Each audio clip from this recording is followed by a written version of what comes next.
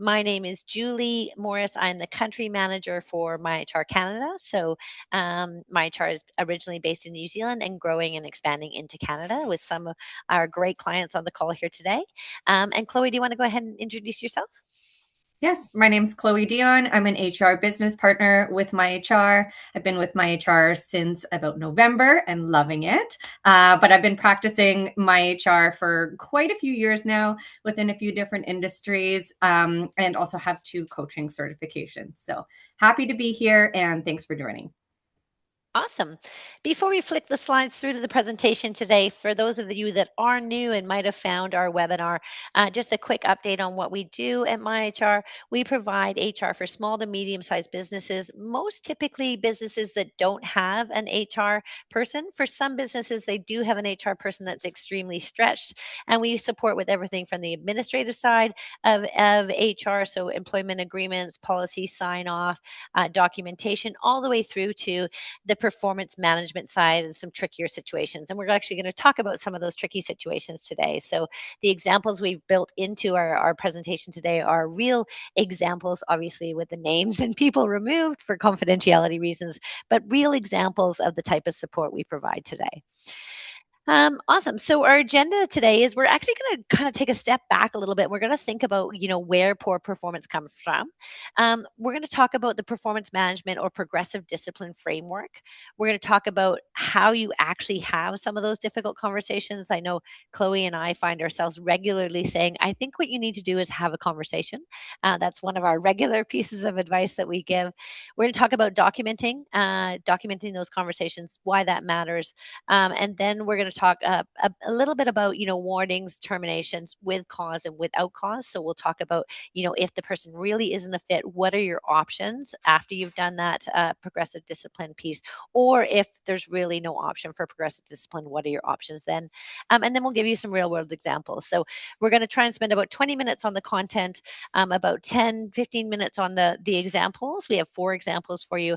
And then we're going to leave lots of time at the end for question and answer pieces. We don't have the mics turned on in this webinar, but we do definitely want to see some engagement and to hear from you there, because we find it so much more interesting when we're having a bit of back and forth there. So please, we'll encourage you to do that. So kind of on to that point here, a little bit of housekeeping for the day. Please use the chat throughout, that little button at the bottom. You can add any comments. When Chloe is speaking, I'll be looking at the chat, and when I'm speaking, Chloe will be looking at the chat. So we'll use it that way. We will share the recording and the slides afterwards. So if there's anything you want to come back to, or someone in your organization that you would like to share the information with, please do so. Like I mentioned, there will be questions at the end. We welcome the opportunity to connect after the webinar. So you'll have our email addresses at the end. You're welcome to reach out to Chloe or I with any specific questions, or we can schedule a call for you to learn more about MyHR if that's something you're interested in.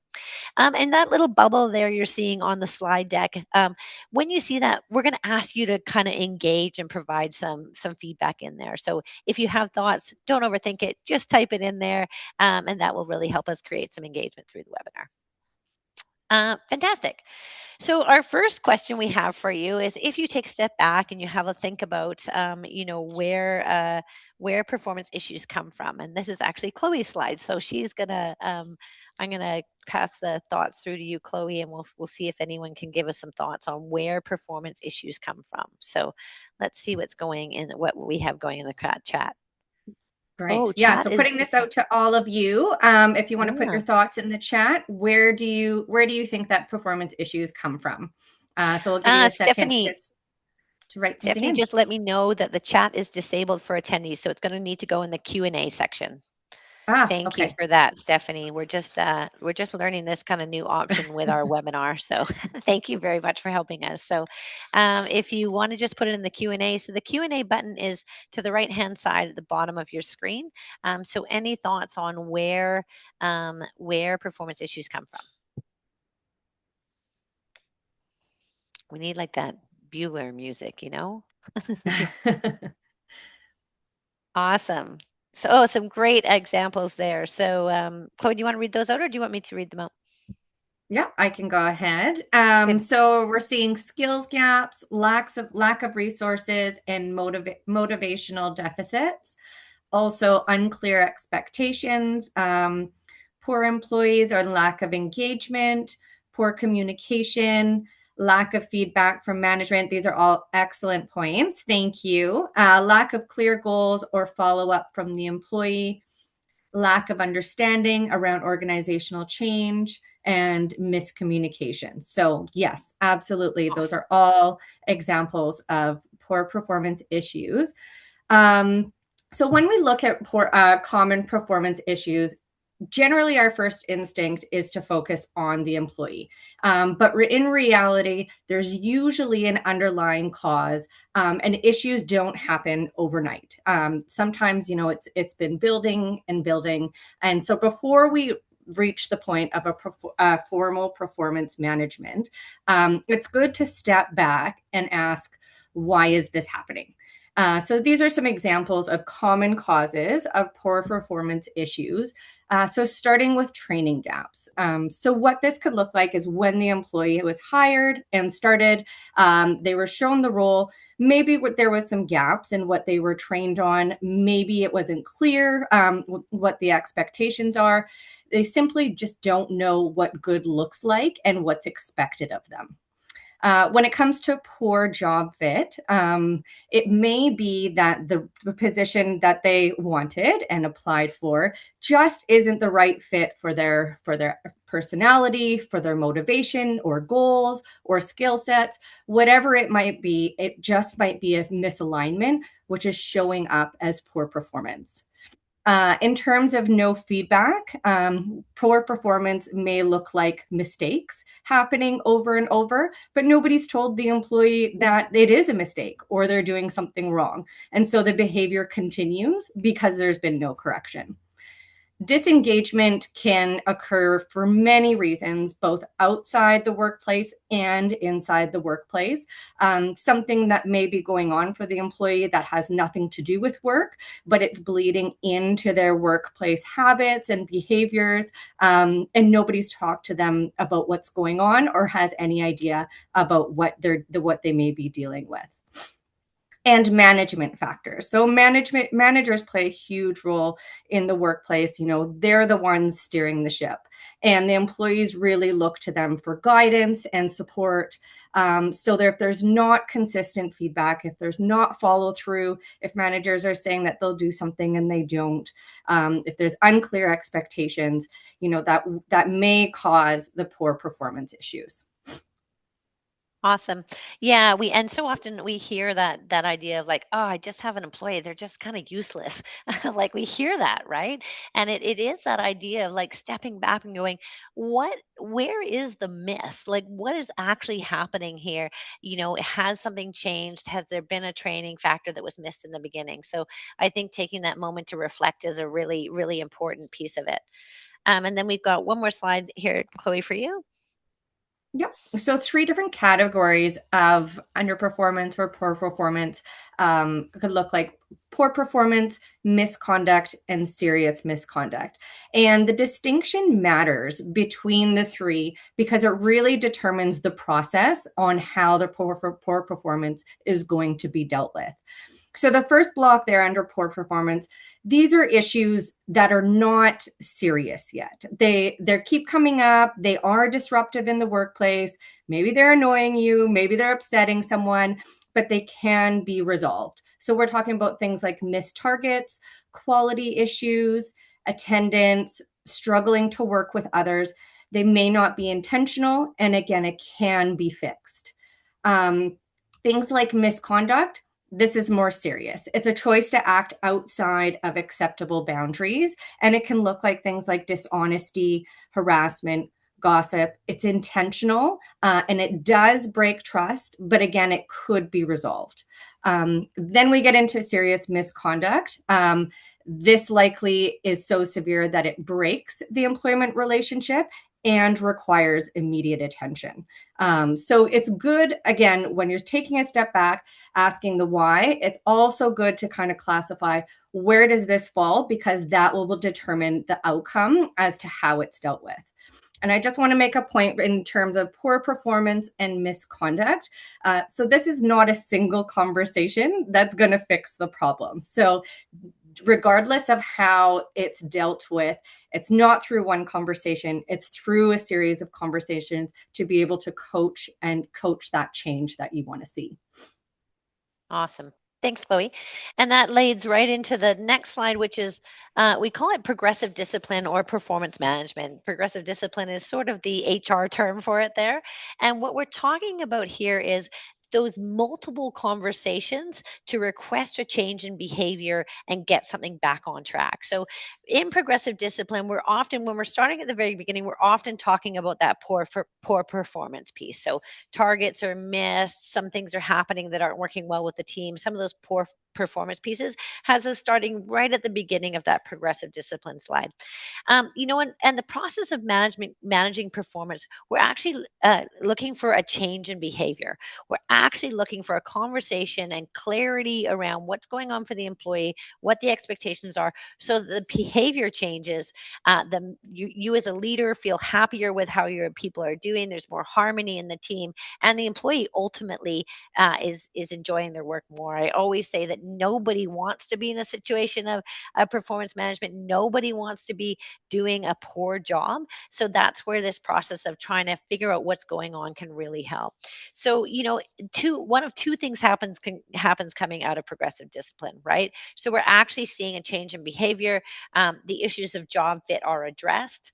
Additional training has been completed, and there's competency there. The employee starts performing at the expected level. So that's the gold star. That's what we're looking for. Everyone's happy again. We've had some tough conversations, but things are back on track.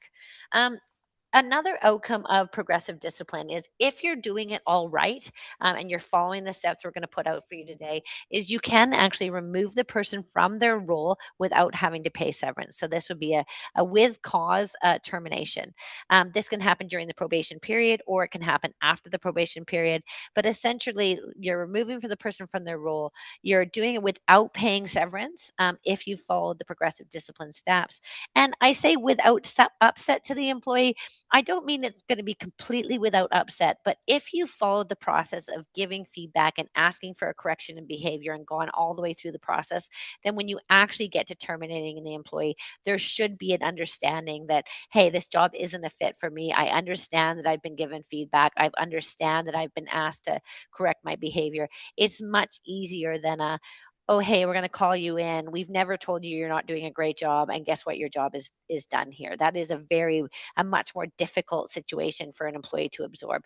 Sometimes it happens, but that what we're talking about is that progressive discipline framework. And also, even though you're not totally engaging your team in what's happening on the progressive discipline piece with someone, they will get a sense that this person is receiving coaching and feedback. So when the time comes to let this person go, if a change of behavior is not possible, often the team will feel much better about that because they'll know just by kind of word of mouth and things spread around the office or the worksite that you have been working with that employee and providing coaching and feedback. It's a much better situation to be in. So let's talk briefly about progressive discipline. So there's lots on the slide here, so I apologize for that, but it'll be a good reference for you. What we're talking about is kind of four steps through the progressive discipline stage. One thing that's really important to note is that we're talking about kind of a similar issue and providing four different steps kind of through with the same issue. So if the issue was lateness at work, right, we're going to give that feedback a couple of different times. If the issue before, as we're progressing through the progressive discipline framework, if the issue was a safety infraction, we're actually going to give that issue all the way through. Now you can skip steps due to the severity of the incident. So that poor performance bucket we had before, that's where you're going to sort of step your way through the process. If you had something that was in that middle bucket, that misconduct, you might actually start with a letter of discipline. So you could go straight to letter of discipline if it was a safety infraction that was unsafe for the team, unsafe for the employee. And then you can actually go to final warning or termination if it was that serious misconduct, so theft. So the framework you're seeing here is really about that managing that performance through all of the steps and being able to step in at a different level depending on the severity of the misconduct is where we would see that here. So the process really, right? So very early on, it could be week day 2 or day 3, you're seeing something from the employee that doesn't exactly match what you're looking for. You're having a conversation and correcting that behavior. So, your employee shows up, the regular office hours are 9 to 5, the employee shows up at 9:15. You're pretty relaxed about it, but you'd really like them to be there at 9. That's a simple conversation being like, "Hey, not sure how far you're coming or what the traffic is like, but we really do like everyone to be here at 9 in the morning." Right? Very easy, very early, clear expectation right at the beginning of the way. Or you see an email that's written that's very blunt and direct, and you're going to be like, "Hey, I know you're new here and you're just settling in. One thing when we communicate, this is how we do it." Making that super easy because you're in the early days of it, but noticing it and addressing what you're seeing early can make a huge difference, and it doesn't have to be that big of a deal, right? Because they're in a training phase there. Once we see something happen a second time, if we've kind of mentioned it, we're actually going to have a formal conversation and a letter of expectation. So that's when we're actually going to sit down, prepare the conversation, be really clear on what we're seeing, what we want to see differently, sit down and have that conversation, and actually follow it up with what we call a letter of expectation. It could be an email with those expectations outlined, but what we're looking for is clear communication on the behavior that you're hoping to see change. What change do you need to see there? If the issue persists, you're moving into a more formal conversation again, and you would call this a letter of discipline. So, and again, you may step right to this, depending on the severity, and skip the letter of expectation.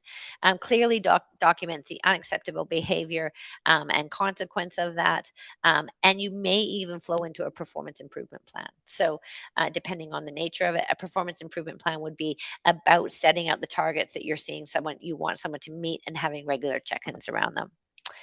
And then finally, you're seeing a final warning if something is happening.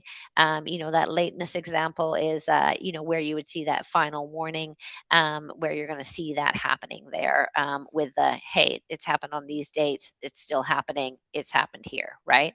And then that's the final warning. Should this happen again, the letter's going to actually say, any incidents like this, could result in, further discipline up to and including termination. So that's where you're going to actually map that out. The incident happens again, you're actually at termination. You have a very clear, option to write exactly what happened in the termination letter, when you met with people, what the request and change of behavior were, and what all the incidents were. Um, Sometimes we don't get all the way through that process and we actually skip it, or we decide to actually go to termination earlier. But having that record and that documentation can make termination, even if you go to a different type of termination, easier because you have that documentation there. And keeping in mind, our goal is to change behavior. So we're trying to give people the benefit of the doubt, trying to be very clear on expectations, and actually changing the behavior through clear conversations. Having the performance conversations. I think this is you. Is it Chloe? Let me just check my notes. No, it's me still. Awesome. So having the performance conversation, really what we're wanting to do here is we want to sort of lead with curiosity. We want to be focused on trying to understand what's going on for that person. If we go all the way back to that initial slide on why people aren't performing, we want to go back to that to try to figure out what's going on there. So if we think about that, leading with curiosity, right? So starting with an opening question like, "Is there something going on that I should know about?" Or, "I've noticed that you've been late coming in for like you've been getting here later and later over the last, week or two. Is there something I need to know about?" Or, "Is there something going on for you? Has something changed?" Right?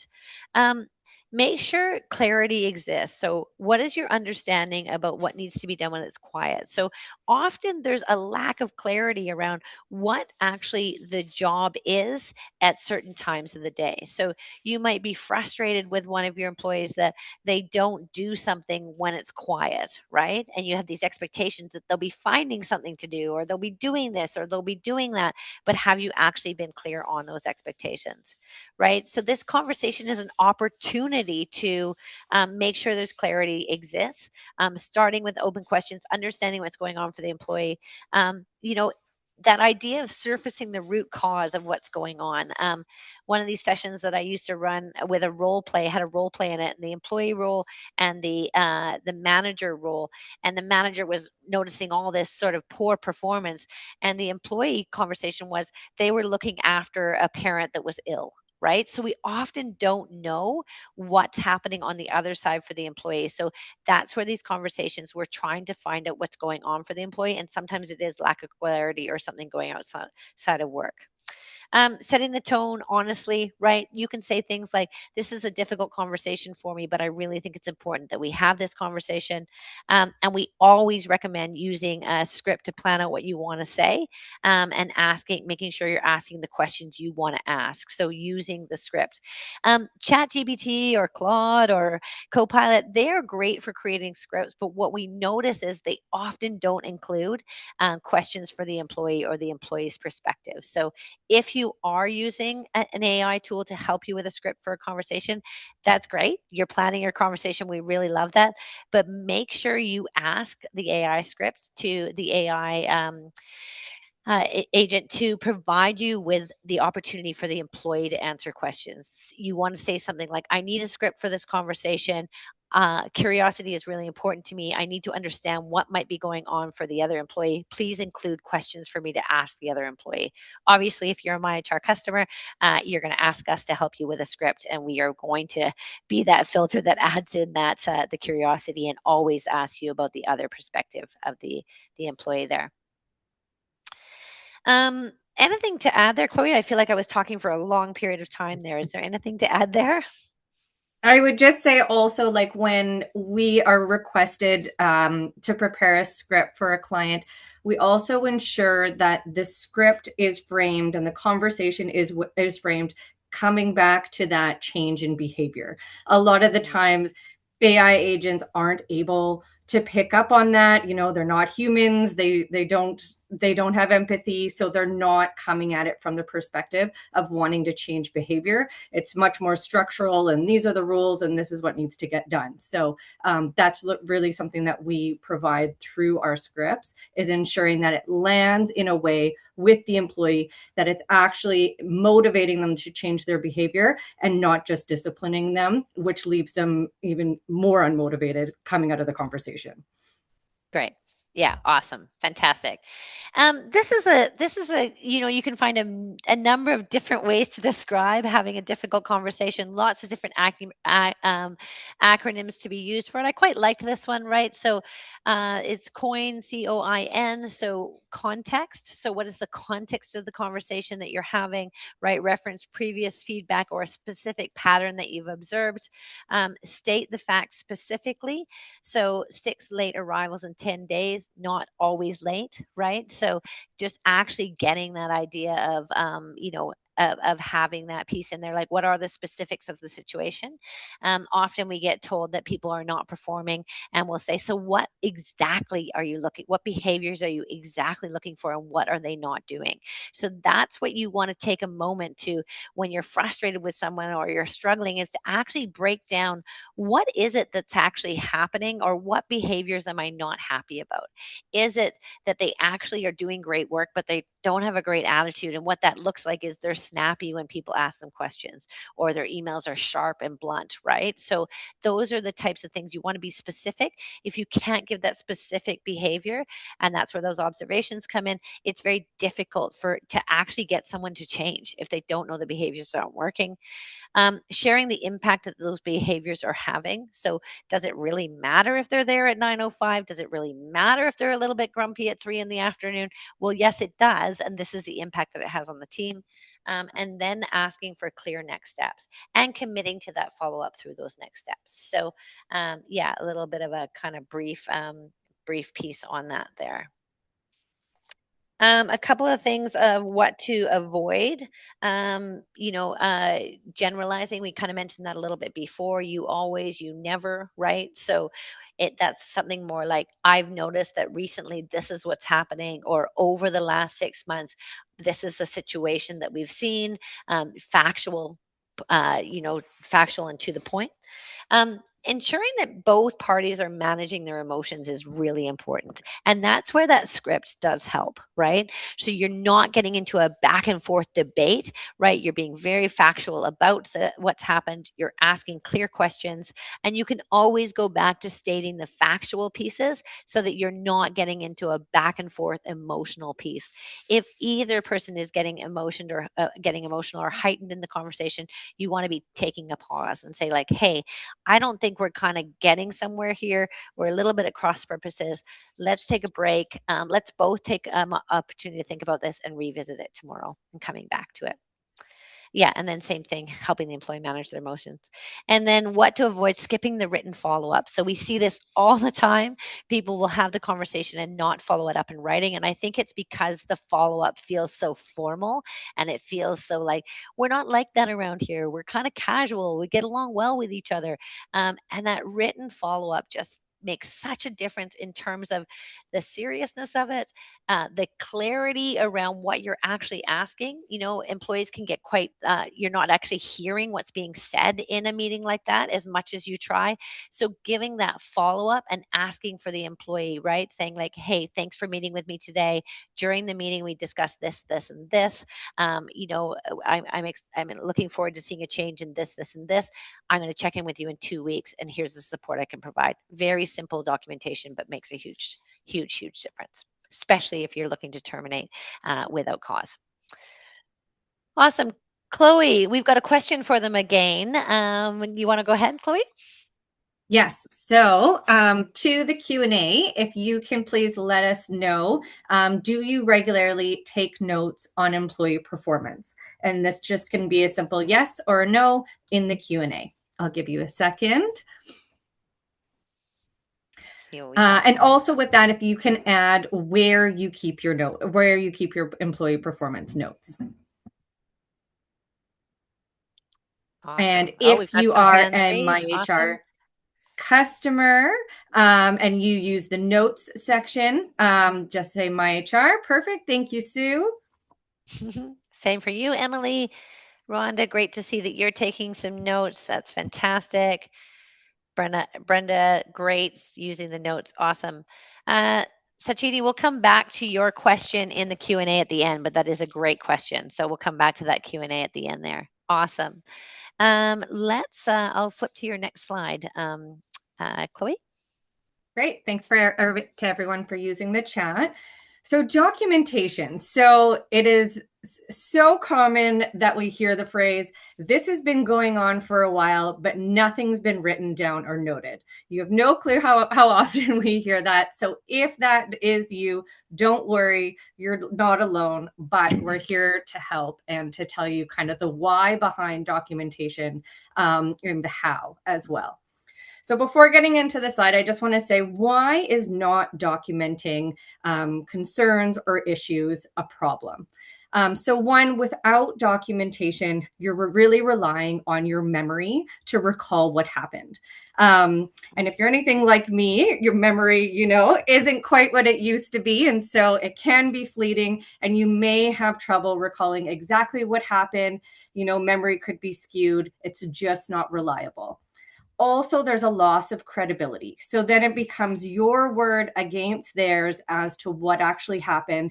And with no evidence documented, how will you ever really know, what the truth is, or how will you be able to prove your point? And that just comes down to my next point, which is how not having evidence. If you don't have documentation, you don't have evidence or a factual record. So nothing to look back on. There's no trace of history. Again, it's just relying on what you remember. And most importantly, if you don't document, it is a missed opportunity for follow-up. So like I had said before, if you have a conversation with someone, if you remind someone of something, following up from it is really important. And that could be, say you talk to someone about coming in late and then they come in on time the next day. Follow up could look like, thank you for being on time today. Or if they were late again the next day or later in that week, it's, we chatted earlier this week about being on time. What caused you to be late today? How come you weren't able to follow through on expectations, type of thing. So follow-up is really important. And without documentation, you might forget about the conversation, might slip your mind, and there goes the opportunity to follow up and really have that impact to change behavior. So getting into how to do documentation. So it's about capturing the essentials. So documentation does not have to be long, and it doesn't have to be time consuming. It's about capturing the date, who was present, what was said, and what was agreed on. Point form to the facts, done. It doesn't have to take a lot of time. Record the response. So if you gave feedback and the employee disagreed or became upset, it's worth noting again to remember for next time. Maybe you'll want to try a different approach if you talk to them about the same issue again, knowing that the way you came at it before caused them to be upset. So it's a good fact to remember and how the information was received. Be specific. So 8 unplanned absences between January and March is not defensible. It doesn't actually give factual information. Is defensible. Not always calling in sick is not. So if you were to say that an employee is always calling in sick, again, you're relying on your memory, and maybe to you they were always calling in sick. But if you had it documented and could actually look back, maybe that was just 2 times that they had called in sick, and it was actually for something serious that was going on. But if you're relying on your memory, you may not recall what had happened. And do it immediately. So notes in MyHR straight after something occurs that you'd like to document, and with a follow-up email to the employee the same day. So getting it down right away, make sure that you're capturing accurate information, and gets into a really good habit of just not forgetting to do it. It's like almost like a knee-jerk reaction. Something happened, let's note it down, and it's a great habit to get into. Yeah, and I mean, we're all carrying around our smartphones every single where we go. So if you don't have MyHR, opening a page in your notes and just keeping those notes there, right? So, and positive notes as well, right? It doesn't just have to be the performance, issues. The positive notes can go a long way to creating a really positive employee experience, especially when you get to that performance review piece or looking at any kind of salary increases. To actually have that documentation is really key. Perfect. There's a little screenshot of what it looks like in my chart, complete with some spelling mistakes from my demo account. Awesome.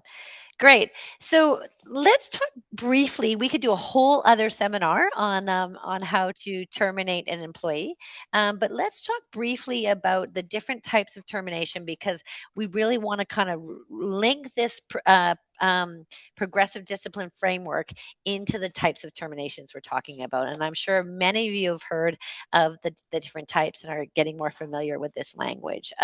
This language is really, it's defined by the Employment Standards Act, and the common law requirements, which is what happens if these types of cases go to court, what is awarded in terms of severance packages, that all plays into it here. So with cause, when we're talking about a with cause termination, what that means is the employee has done something wrong and it has resulted in a termination. So something happened, there was enough cause to terminate the employee. Now, there's a very high bar for this, and often people will not get to that threshold because it's too many different steps. So, like that progressive discipline framework that I showed you, right? So, let's say they're late the first time, and the next time it's a safety infraction, and next time it's a disrespectful conversation. Well, those technically are 3 different issues that would walk their way through the performance framework on 3 different occasions. It still is possible to terminate someone with cause. The progressive discipline builds the paper trail. The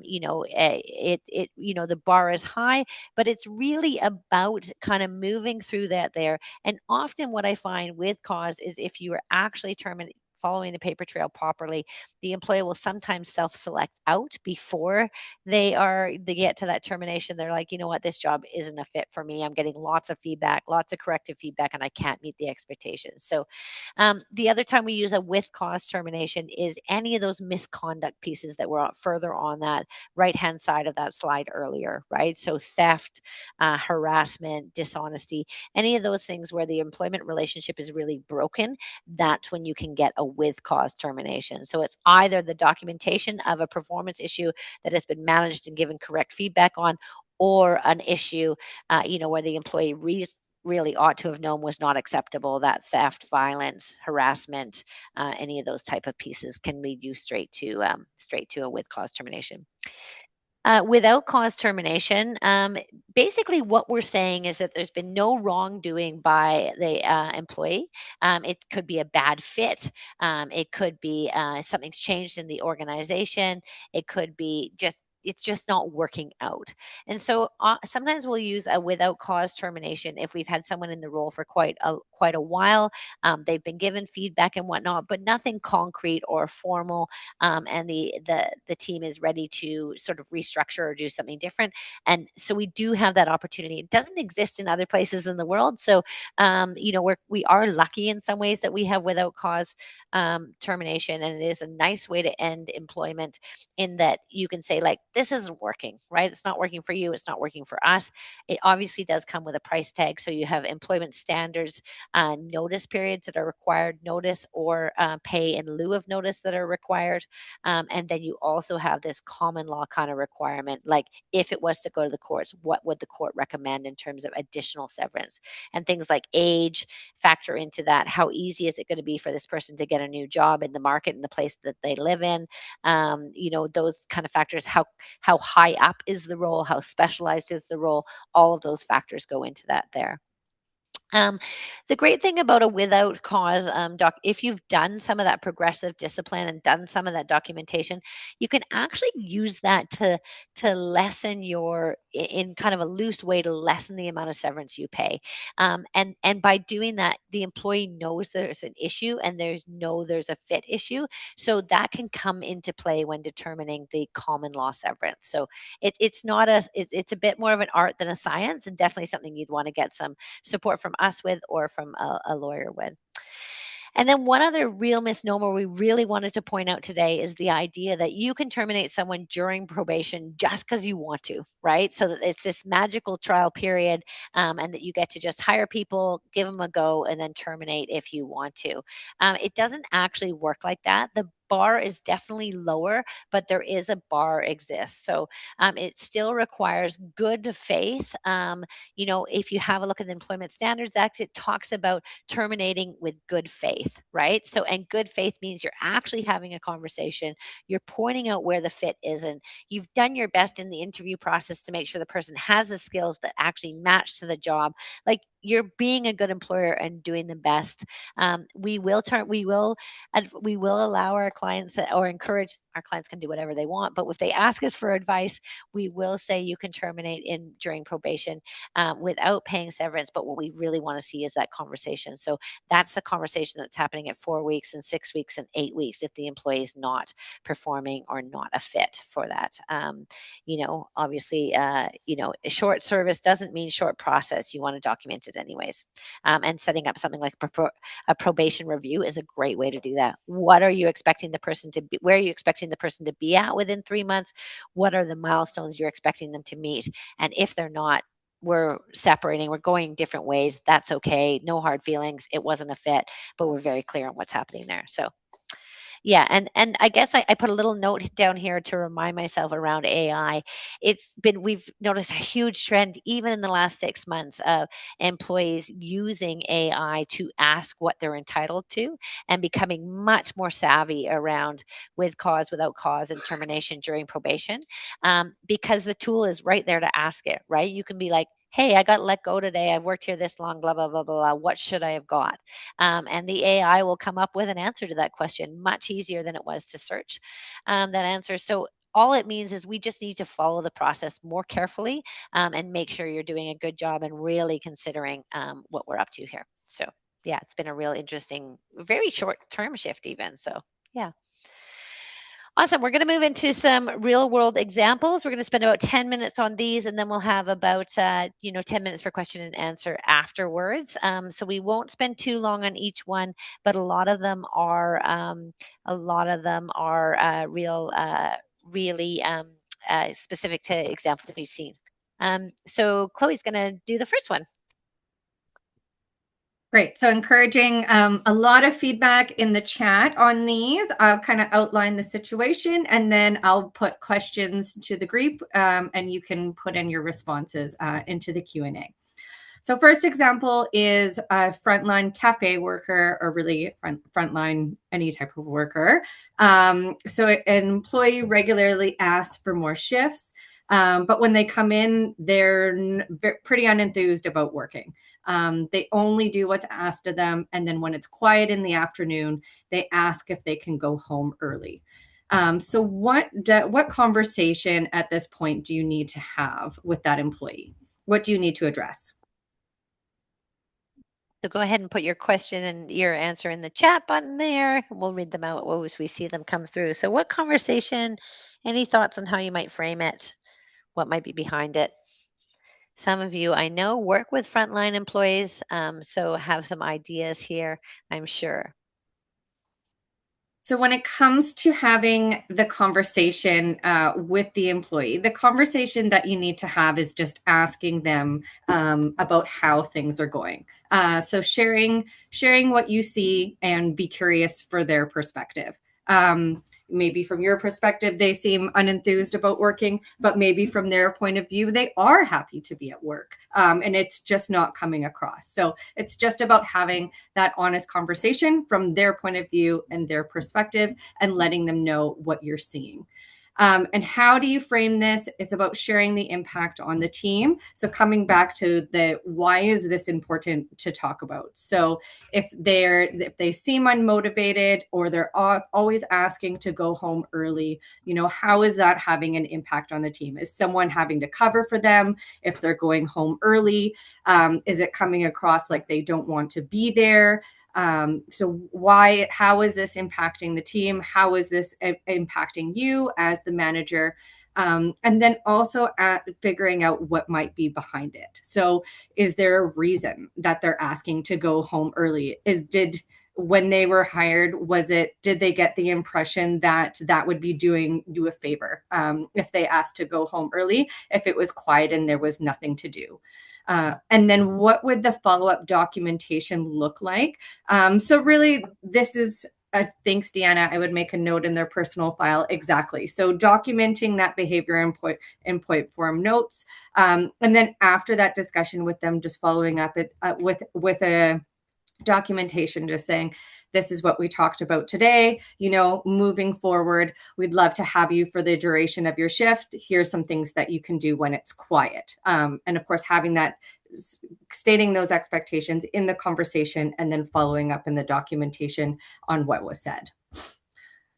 Yeah, I think this is a great example of, we're seeing this this workforce, this younger workforce is a really great workforce to have, because there's lots of young people available. They often really want to work, and there's some work we have to do to teach this group of employees how to be in the workforce, and how to be self-motivated and how to find work here. So I think that piece there, Chloe, on support and teaching employees what to do when it's quiet is really important, right? And we often hear that people aren't self-motivated, or they aren't looking for things to do. And I think that's that can be very much a training piece, right? Putting in a checklist and making it really clear.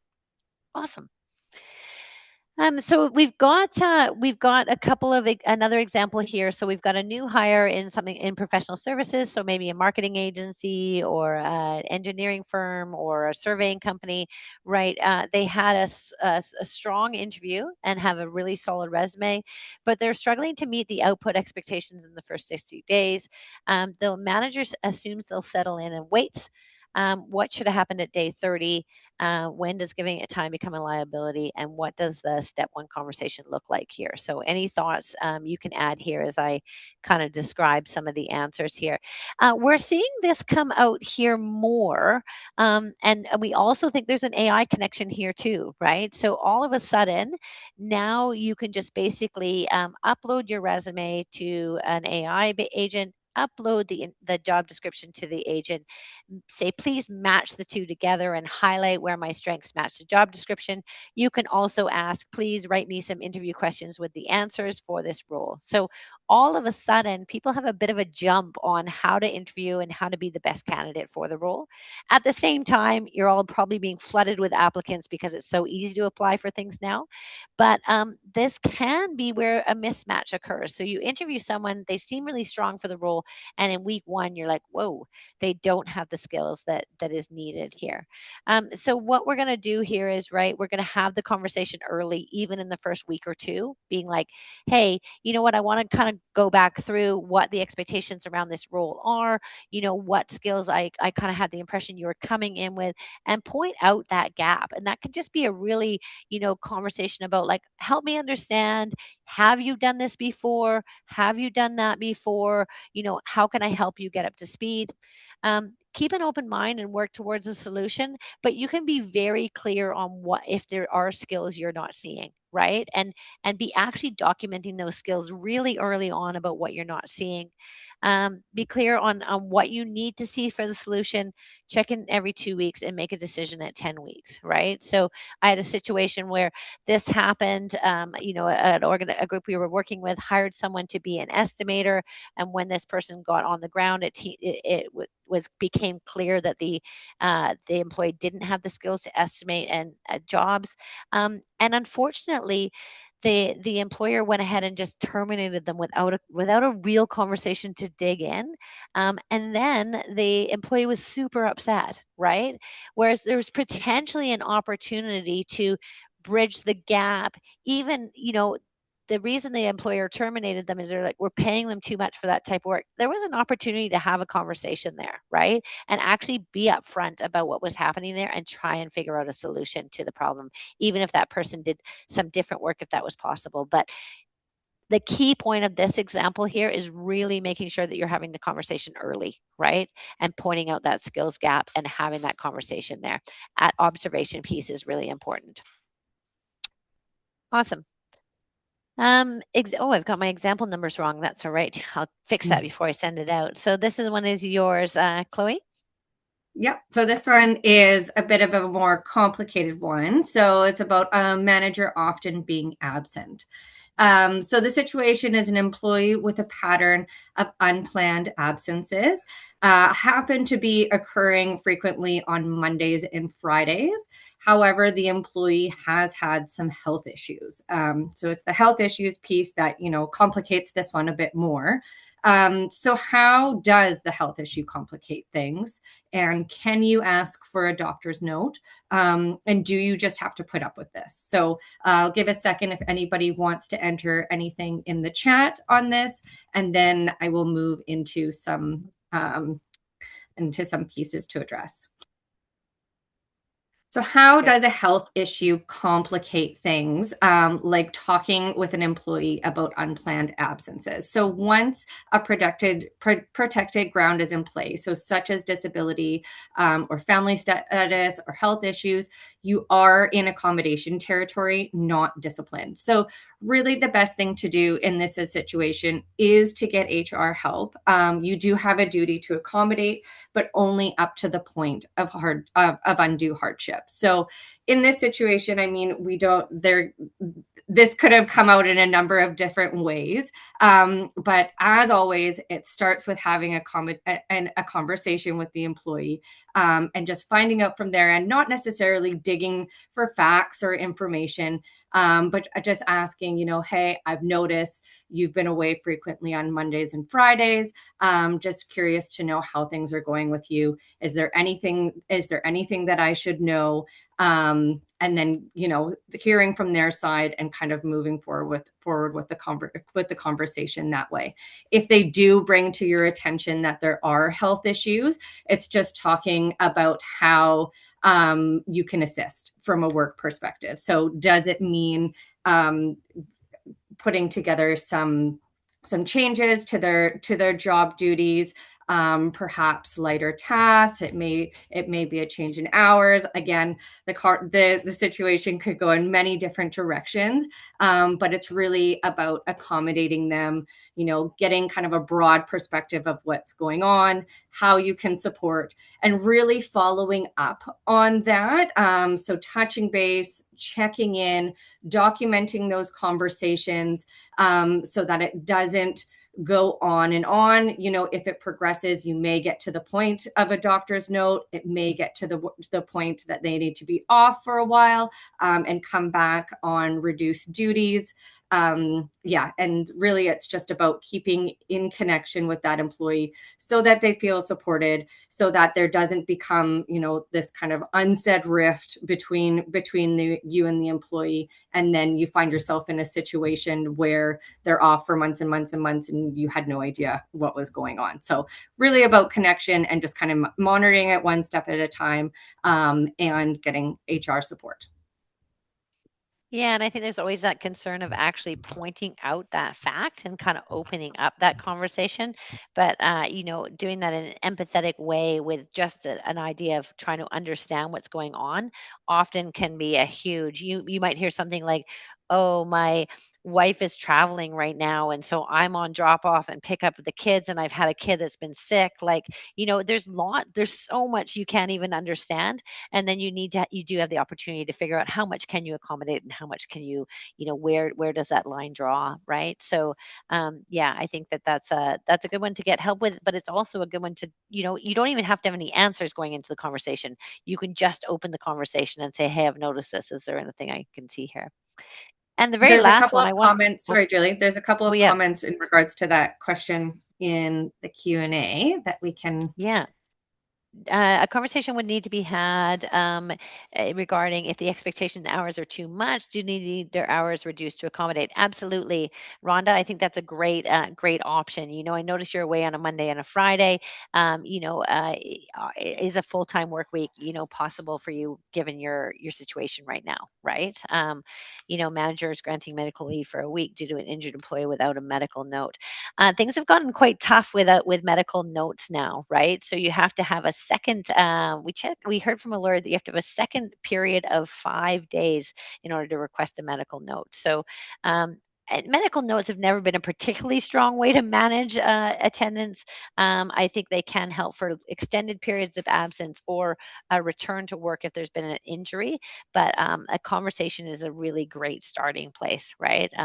But that is new legislation in BC that you cannot request a doctor's note unless they've been away for at least 5 days. Awesome. So let's just do this one quickly because I do want to have a very few. This is an important one, and I want to have at least a few minutes for Q&A. Thank you to all of you that stuck with us here through this. But professional services. A long tenured meets new technology. So we sometimes see this happen with. It can be employees that are. Have been there for a long time and are getting a little older. So kind of taking on the new technology or even just the physical demands of the job can get difficult, right? So this person always shows up, they're pleasant to be around, they're now struggling with the new system or the demands of the job, mistakes are happening, and it's actually costing you money. The questions we had for you there are, does the tenure age change the employer obligations? What level of support is reasonable for discipline? And if they can still meet the requirements, what are the options? If they still can't meet the requirements, what are the options, right?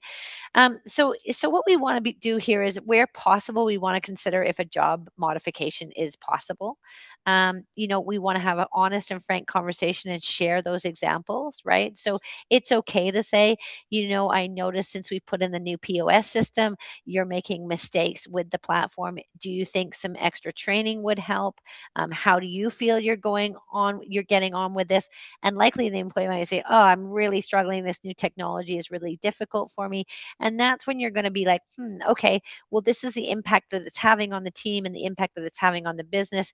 We kind of have these options. One of the options is that we can have you not do the cash work, let's say, or we can actually there is no option for that. So we are going to have to like provide you with more training and see if you can get there, or this job likely won't be a fit long term for you. What are your thoughts? So you're being very careful about that, because you do have, again, a duty to accommodate for age and abilities. But at the end of the day, if the employee is struggling with the physical demands or the technology side of the job, we want to be having those performance conversations and working through that process to either get them there or determine that the job is no longer a fit. That piece about creating a plan, right? So what's the plan to either get the employee where they need to be, or what's the plan to have the employee slowly step out of the business or take on a different role in the business? We see this in construction quite a bit, where we might have someone to moving to be more of a safety supervisor or something like that because the physical demands are changing.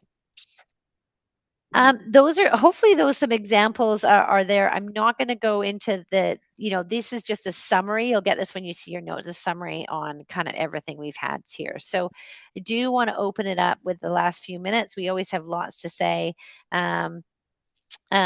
Lots to say. And I'm going to go back to that first question here about for Sachini. What if after the first discussion, the employee files a WorkSafe BC claim? Yes, that can definitely happen. It does help. We find that that is less likely to happen if you're really coming into that conversation with some empathy and documenting next steps and following up with the next steps. So if the employee is putting a complaint forward about someone else, you're going to want to be very clear on what steps you're going to take to rectify the situation, so that they do not feel that they have to go outside of the employment relationship to get some help and support. If they do, WorkSafe BC isn't anything to necessarily be afraid of. It's a process that you need to work through with WorkSafe BC. They'll tell you what needs to be done. The order will ask you questions. You're going to answer the questions, work through it. They're not out to necessarily penalize you. They're just wanting to make sure that your systems and processes are in place there. So early conversations, leading with empathy and curiosity is the best way to avoid a WorkSafe BC claim with something like that. If you do get one, don't panic. Read what the order says and you can work through it for sure. Here's a good question.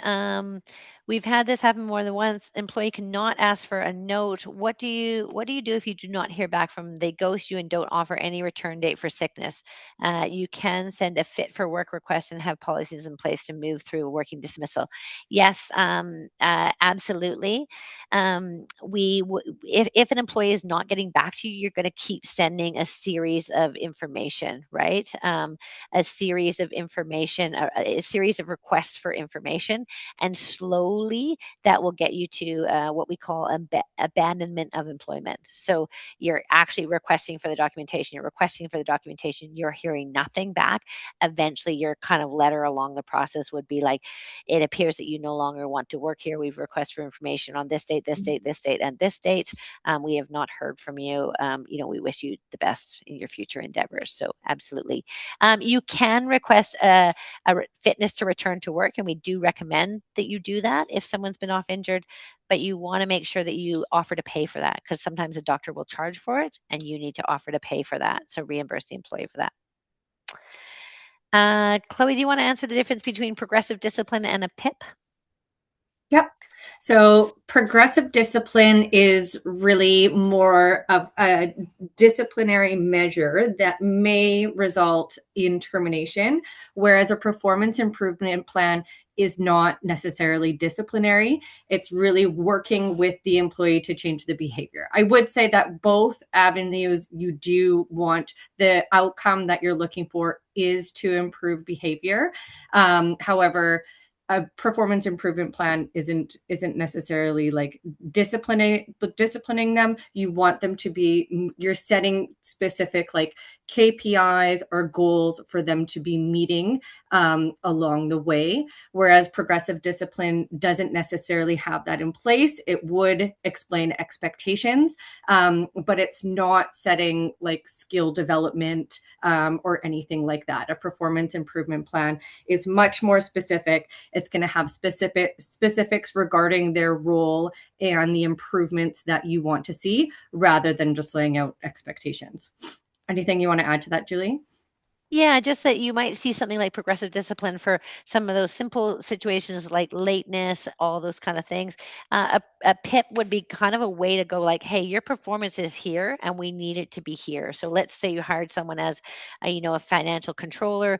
They had all the skills on paper and then they didn't. You might actually go like, let's see if we can get them here, and we're going to create a performance improvement plan. Outcome could still be the same. Either they get there or they don't, and you're moving forward with that. So that's a great question, though, and a great answer, Chloe. Any other? We are right at the top of the hour here, but Chloe and I are happy to stick around for another few minutes if there are any questions and answers. Any other questions coming through? I know there's a lot we covered here today, but we really appreciate you all sticking with us and totally understand if you have to go. But yeah, we'll just stay for another minute or two if there are any other questions about performance management or dealing with poor performance. Uh, you can see our email address is right there. So if you do have a more specific question or want to understand more about what we do at MyHR, we'd love to hear from you. Chloe and I will be offer a webinar pretty well every month. So happy to have you jump in and hear what we have to say. We love talking to our customers and meeting some new people. So I think we might try turning the chat on next time. Turning the voice on next time. Yes, we'll definitely send you the slides as these send us as these as notes. Absolutely. Awesome. Well, it looks like we're out of questions there, so we will end it for now. But thank you all for your participation, and we hope you have a great rest of your week. We're closing in on the weekend here for some more World Cup soccer action. I hope you're all enjoying that. So, thanks very much, and have a great rest of your day. Bye, everyone. Thanks for joining. Bye-bye. Thank you.